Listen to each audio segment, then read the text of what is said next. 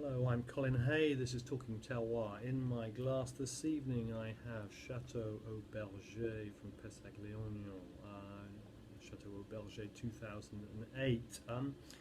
This is an interesting wine, sometimes a controversial wine, a wine that typically American wine critics like Parker rate more highly than their European, their British counterparts, British and indeed French counterparts. It's quite a good value wine, certainly for its American scores, the scores it garners from American wine critics. But many Pessac wines are good value. It strikes me, with the exception, good value in terms of the quality of the wine.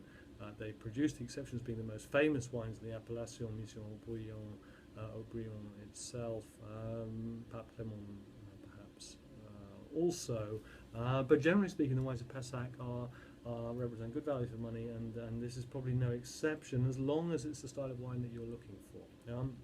As I say, this is a slightly controversial Pessac wine made, and as it was typically made in a rather modern kind of style. So let's see what we have here. This is from 2008, as I say. It's dark in the glass. It's pretty fully extracted. It's still quite purple. It's got a pronounced rim, though with some signs of developing kind of onset of maturity. A certain, maybe not a brick colour yet, but a certain sort of browning out, a reddening of the rim from that initial purple colour. Okay, yes. Well, it's very Pessac, which is nice to see. This may be a controversial wine, but it's still recognisably of its terroir, and that terroir is very clearly from the nose Pessac, or Grave anyway.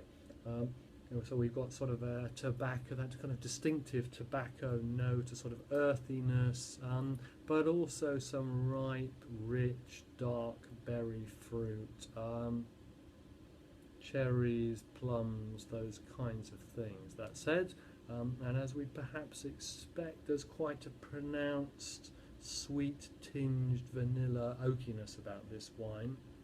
And also, though, something that I think is rather nice on the nose here, a certain kind of sort of Chinese five spice kind of thing, sort of oriental spicing, a kind of sweet spiciness, which is actually rather attractive, particularly alongside the tobacco scented quality.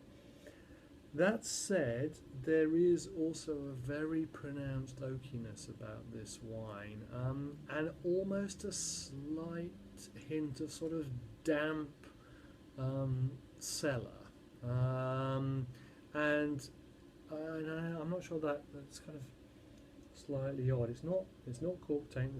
This is not a tainted wine, but it's but there are some elements there which I don't quite like, which I think come from the possibly even the excessive use of oak. Okay, what about on the palate?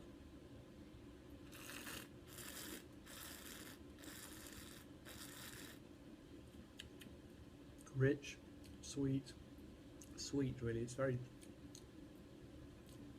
sweet. It's very much at the front of the mouth, and it subsides relatively rapidly. There's a little bit of actually quite nice length given by the tannin, but it's rather missing in mid palate at this point. It might open out with a little bit more air, and maybe with a little bit more time. This is still quite a young wine, I think.